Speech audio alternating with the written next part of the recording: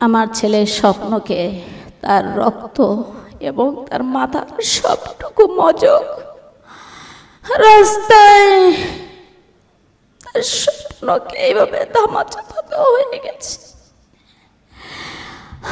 আর আমাদেরকে এখন সংবিধান পড়ানো হচ্ছে।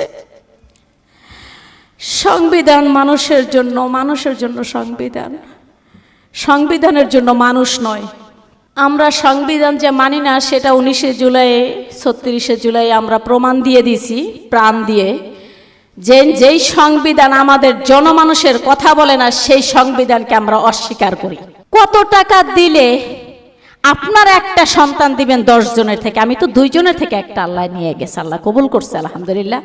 এই আন্দোলনের উদ্দেশ্য ছিল না যে আমরা আওয়ামী লীগ খেদাইয়া বিএনপি আনবো অথবা জামাত আনবো অথবা অন্য কেউ আসবে।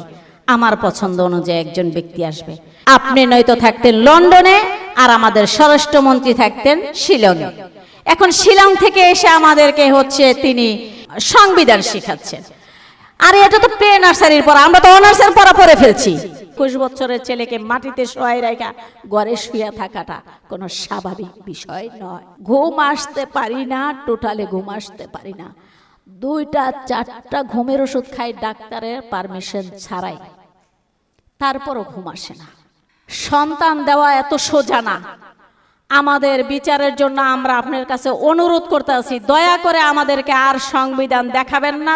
যেই সংবিধান মানুষের কথা বলবে না সেই সংবিধান দেখাবেন না। মানুষের জন্য যেই সংবিধান আছে সেই সংবিধান দেখান, আমরা মানব। মানুষ 2 ধরনের স্বপ্ন দেখে, একটা হচ্ছে ঘুমন্ত অবস্থায়, একটা হচ্ছে জীবিত অবস্থায়। ওর জীবনের যে স্বপ্ন দেখা শুরু করেছিল যে আমি ইন্টার পাস করে অনার্স করব জাপানে, আমি এই দেশে আর ভর্তি হব না। আর আমার বড় ছেলে প্রিপারেশনে ছিল গ্রাজুয়েশন করার জন্য অস্ট্রেলিয়াতে।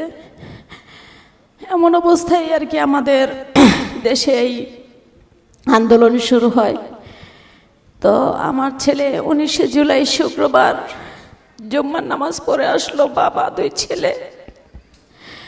আসার পরে খাওয়া দাওয়া করে আমাকে একটু রেস্ট নিল। তখন আমাকে বলল যে মা, আমি কিছুক্ষণ পরে উঠে বলতেছে আমি একটু বাইরে যাব। তো আমি যাওয়ার জন্য কোনোভাবেই রাজি হচ্ছি না।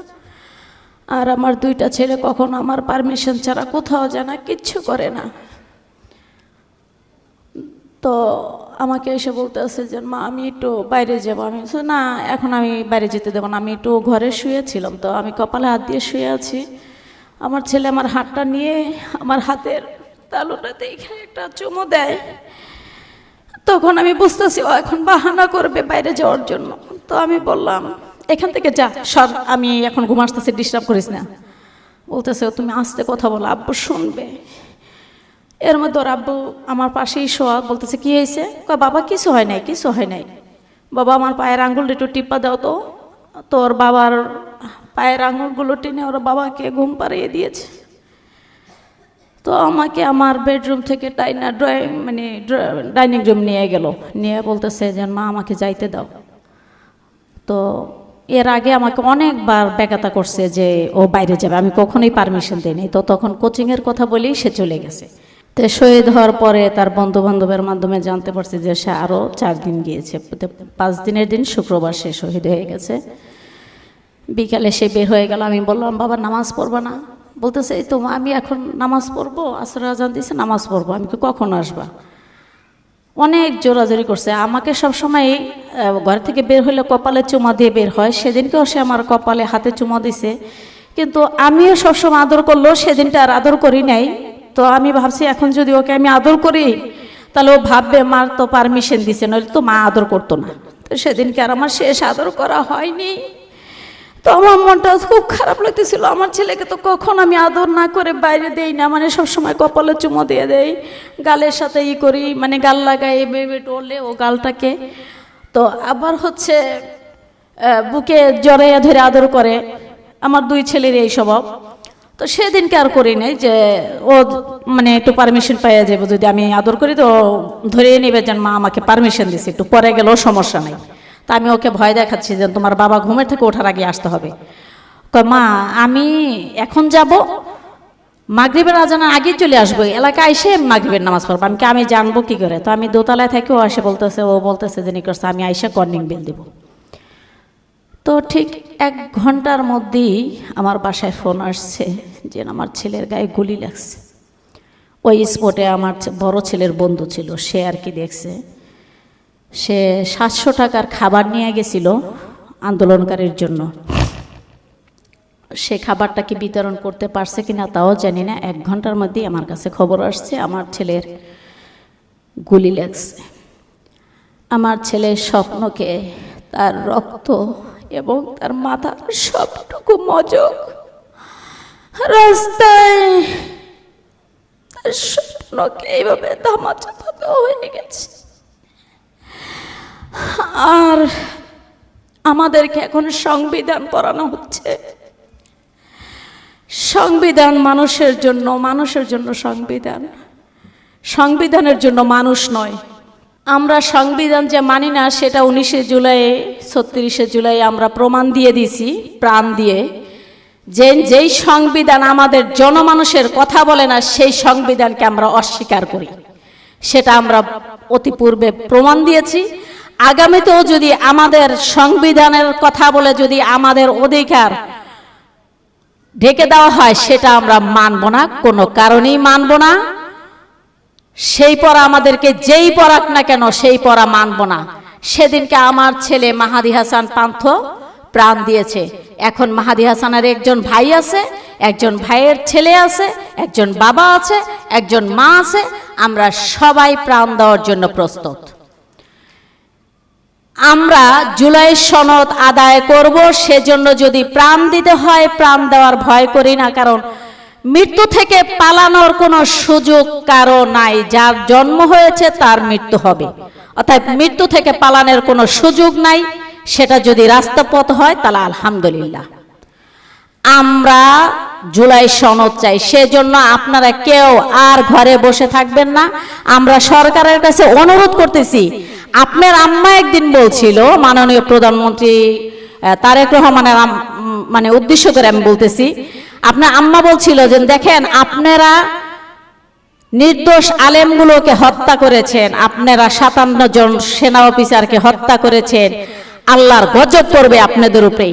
আজকে আমরা বলতেছি এই 1500-1600 শহীদের মায়েরা বলতেছি, অন্ধ পঙ্গু মানে যোদ্ধারা, আমরা আল্লাহর কাছে বলতেছি আমাদের কথা যদি আপনার কান পৌঁছতো না পৌঁছায় আপনাদের উপরও আল্লাহর গজব নেমে আসবে। কারণ সেদিনকে ছিল শুধু তারেক রহমানের আম্মা আর আজকে হচ্ছে মাহাদির আম্মা, তফাৎটা শুধু এক জায়গায়। কারণ সেদিনকে সে নির্যাতিত ছিল, আর আল্লাহ তাআলা বলছে যখন মাজলুম ব্যক্তি কোনো দোয়া করে সেটা আল্লাহ তাআলা কবুল করে, শুধু সময়ের তফাৎ থাকে। আমার ছেলের স্বপ্ন বন্ধ হয়ে গেছে, তার মাথার রক্ত এবং মগজে নিষ্পেষিত হয়ে গেছে, সেই সাথে তার বড় ভাইয়ের স্বপ্ন। কারণ বড় ভাই আমাদেরকে ছেড়ে আর তার জীবনে গ্র্যাজুয়েশন করার স্বপ্ন পূরণ হলো না। আমার ছেলেটা মারা গেছে। আমাদেরকে এখন সব জায়গায় প্রশ্ন করা হয় আপনাদেরকে সরকার কত টাকা দিচ্ছে। আশ্চর্য হয়ে যায় আমি, সরকার কত টাকা দিচ্ছে?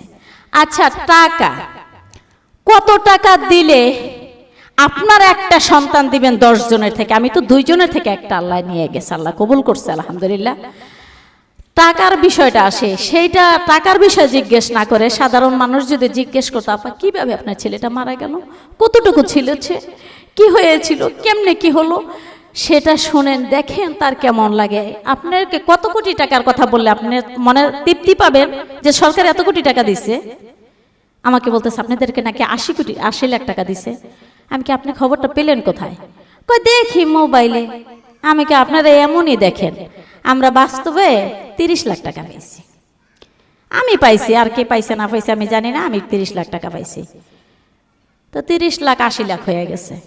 কেউ আবার বলে 1 কোটি টাকা পাইছে। টাকাটার বিষয় মোক্ষম নয়, কত কোটি টাকা দিলে আমি আমার এরকম দুইটা ছেলের ভবিষ্যৎ আমি অন্ধ করে দিলাম। এই আন্দোলনের উদ্দেশ্য ছিল না যে আমরা আওয়ামী লীগ খেদাইয়া বিএনপি আনবো অথবা জামাত আনবো অথবা অন্য কেউ আসবে, আমার পছন্দ অনুযায়ী একজন ব্যক্তি আসবে, সেটা আমাদের উদ্দেশ্য ছিল না। আমাদের উদ্দেশ্য ছিল বৈষম্যমুক্ত একটি বাংলাদেশ, যেখানে কথা বলার অধিকার থাকবে, যেখানে মানুষ স্বাধীনভাবে চলতে পারবে, মানুষের কথা বলতে গেলে ঢোর চেপে ধরবে না, সেরকম একটি বাংলাদেশ চেয়েছি। সেটা যেই দল আমাদেরকে দিবে আমরা সেই দলেরই রাখবো, সে যেই হোক। সেটা যদি বর্তমান প্রধানমন্ত্রী আমাদেরকে আশ্বস্ত করতে পারে যে না, আপনাদের কথা বলার অধিকার আছে, আপনারা কথা বলতে পারবেন, আপনাদের জুলাইয়ের কারণেই আমি বাংলাদেশে আসতে পেরেছি, আপনি আসতে পারছেন আমার ছেলের রক্তের বিনিময়ে, এটা সত্য, সেটা স্বীকার করেন বা না করেন। আপনি নয়তো থাকতেন লন্ডনে আর আমাদের স্বরাষ্ট্রমন্ত্রী থাকতেন শিলংয়ে। এখন শিলং থেকে এসে আমাদেরকে হচ্ছে তিনি এই কি বলে ওই সংবিধান শিখাচ্ছেন। আরে এটা তো প্রে নার্সারির পড়া, আমরা তো অনার্সের পড়া পড়ে ফেলছি। আপনার এই সংবিধান নিয়ে আমরা বসে নাই তো, সেটা যদি হতো তাহলে সংবিধান অনুযায়ী আপনি ওইখানেই বসে থাকতেন। আমরা সংবিধান পরিবর্তন করে ফেলেছি অলরেডি। সংবিধানের কথা আমাদেরকে বলে লাভ নাই। আপনারা এত ছয়নায় দেখান কেন? সারা বাংলাদেশে এত গুণ খুন অত্যাচার ধর্ষণ হচ্ছে, আপনারা প্রকাশ্য একটা বিচার করেন যাতে মানুষ ভয় পায়, রামিসার মতন এই ঘটনা না ঘটে। রামিসা প্রকাশ্যভাবে এরকম একটা ক্ষতি হওয়ার পরে আপনি একটা দেশের মধ্যে মিরাক্কেল কিছু দেখাতে পারলেন না প্রধানমন্ত্রী।